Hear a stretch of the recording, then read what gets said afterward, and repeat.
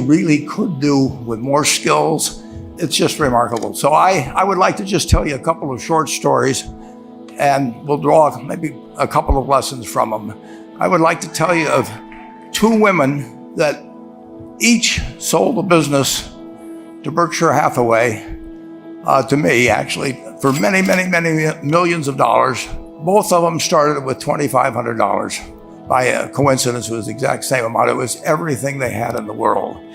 And one of them was a woman who landed in Seattle in 1917, couldn't speak a word of English, had a tag around her neck. The tag said Fort Dodge, Iowa. The Red Cross got her to Fort Dodge, where she was reunited with her husband who had come to the country a couple of years earlier. And she lived in Fort Dodge for 2 years. And as she put it, she felt like a dummy. She couldn't pick up the language. She couldn't learn a word. And so she and her husband decided to move to Omaha.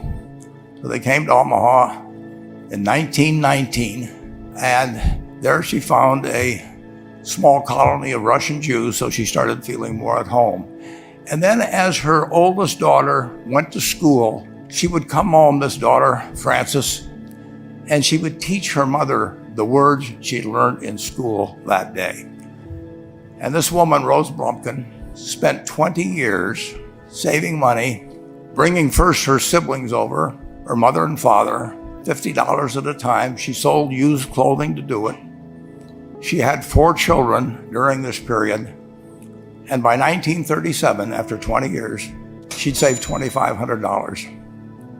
She went to Chicago and she bought what she could of furniture. Her dream had always been to open a furniture store.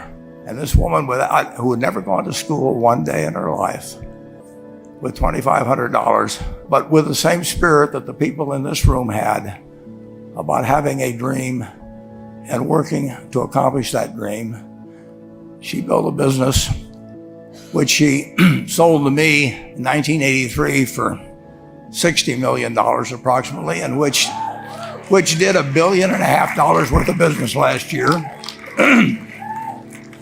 The 4th generation is working in that business. This woman, Rose Blumkin, she worked for me until she was 103. And then she retired and she died the next year, which is a lesson to all of Berkshire's managers that premature retirement, you can't tell what's going to happen. But Mrs. B, with her $2,500, one further fact about her, she could not read or write. And she went into a furniture business, and she didn't bring anything unique in furniture, but she brought a determination to succeed. She knew she could outwork anyone else. She knew she cared about her customers. She worked at very low gross margins, but she built this incredible business. And I saw one other woman who did a similar thing with $2,500. I paid her hundreds of millions of dollars for her business. So I decided to go to the source and get these people before, I don't want you guys coming around to me asking me hundreds of millions of dollars. I'd like to join in with you much earlier. So I've followed this group. And today I'd like to tell you about one other small business person. This person, I went to buy his business from him, and he turned me down, which was very wise. But this was a fellow who was born about 8 years before I was. He was born in 1922. We'll call him Jack, lived in the Midwest. He was a pretty good athlete, didn't like school much. And I'm going to tell you one thing early in the story. Maybe you can figure out who the guy was. The company he built hires more college graduates each year than any other company in the United States. And this fellow, who was destined for this but did not know it, Jack, went to college for a year and then dropped out. He really wasn't that interested in school. And the year he dropped out was 1941.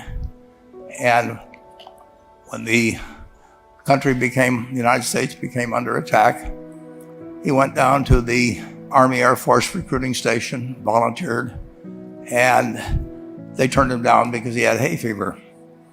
So he went over to the Navy and again volunteered, and they took him. They put him on an aircraft carrier. He flew small flight airplanes during World War II, got 2 distinguished flying crosses from the Navy, and then he came back to the Midwest.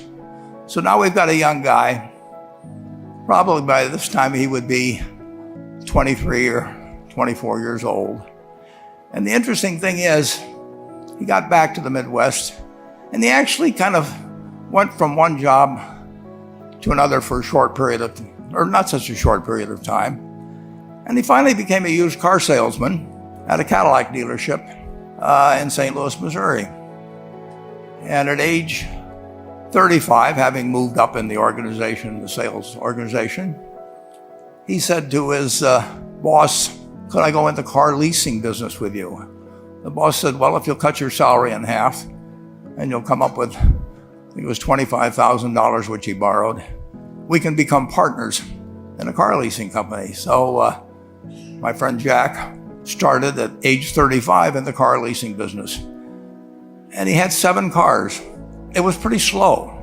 In fact, one of the things he did was whenever the phone rang, he let it ring 3 or 4 times so people would think that he was very busy answering other phones. And of course, it was the only call he was going to get all day. So his first venture was okay, but it wasn't really going to go anyplace. And there's a lesson in this for all of us. At age 40, he decided, with 17 vehicles, 17 cars, he was going to go into competition in the rent-a-car business. So now he's taking on Hertz and Avis and National and people like that who have hundreds and hundreds of thousands of cars. And he's got 17 cars, and his cars aren't any different than theirs. I mean, he's buying them from General Motors or Ford or Chrysler. And he can't get the airport locations. Those companies have them all sold up. But he was determined that he would basically offer the customer, can't offer him a different car, but he can offer them friendlier service than they've ever seen.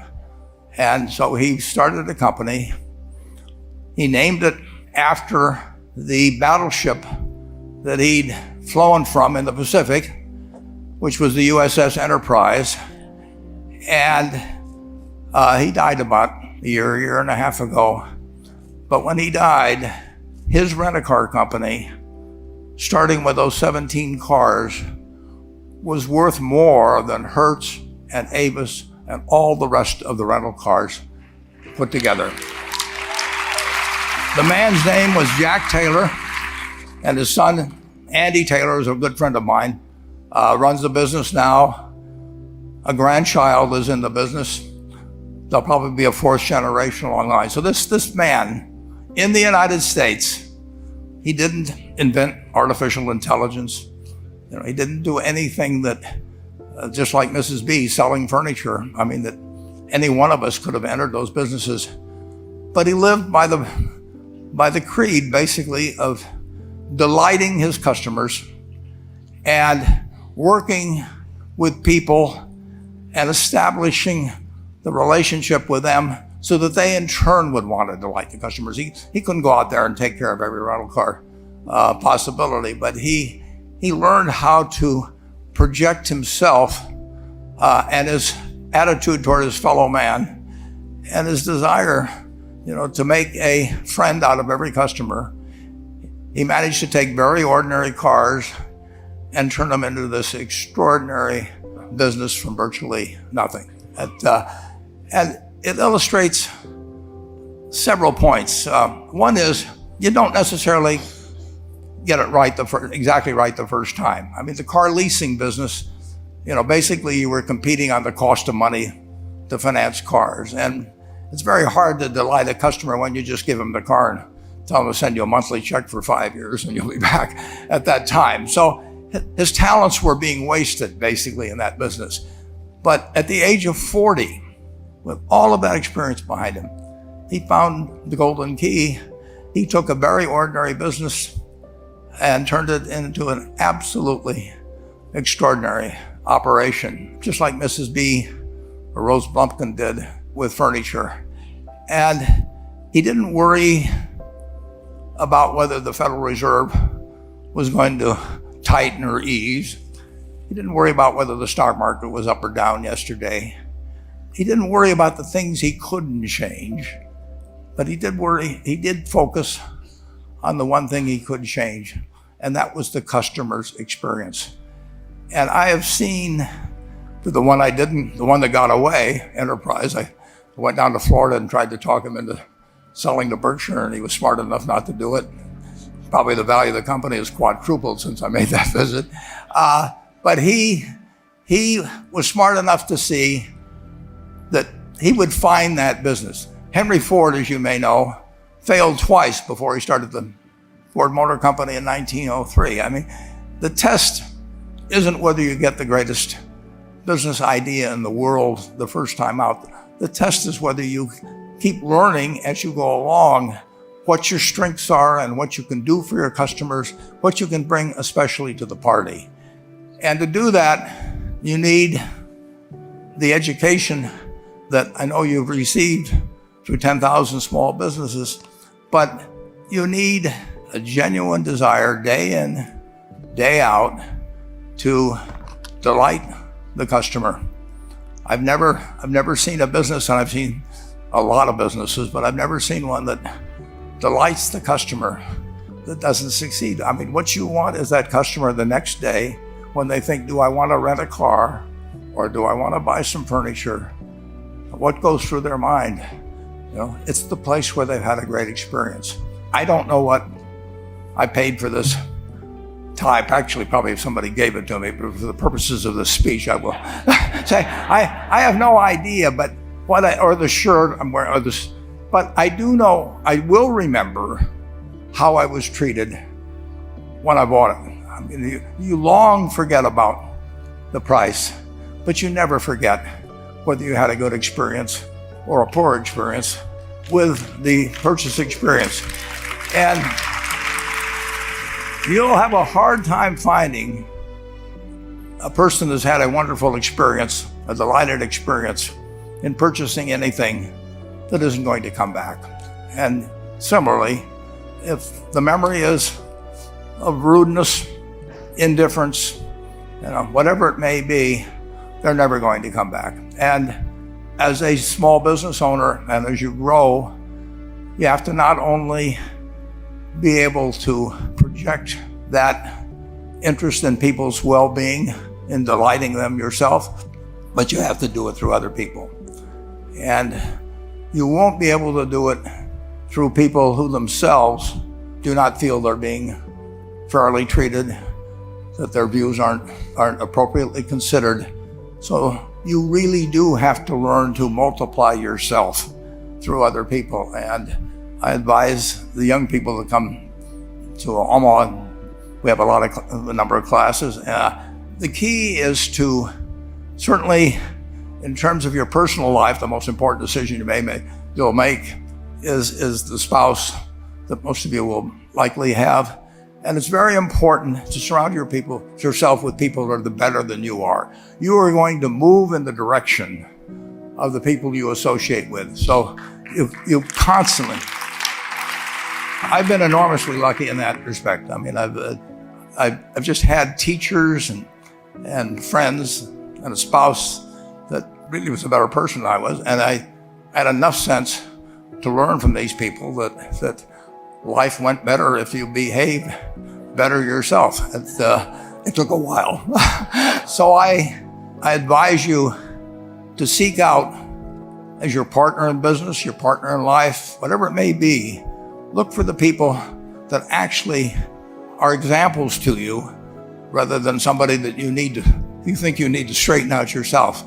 And simple rules like that, delighting customers, working through other people, associating with people that will cause you to move in a better path than you might otherwise have, they will take you so far in life that it's hard to believe. I mean, they took Rose Blumpkin without being able to speak a word of English, couldn't read or write, and they took her to what is now $1.5 billion business. And incidentally, there's been no money put in it since the $2,500. That's been the total capital paid into the Nebraska Furniture Mart. And I think if you looked at Enterprise, I don't know their books the same way, but my guess is that very little equity capital has been added to Enterprise over the years. The business built on itself. So I want to tell you, I admire this group enormously. When I met Dr. Mello's class on September 22nd, 8 years ago, I was thrilled. And I admire people that are doing what you have done. Working hard at your job at the same time, you took on an added, really, lot of hard work to further your skills. 99% graduate. I mean, it's a mind-blowing statistic. And I'm looking at 2,200 people here who I admire. I'm cheering for you, and I can tell you the best is yet to come. Thank you.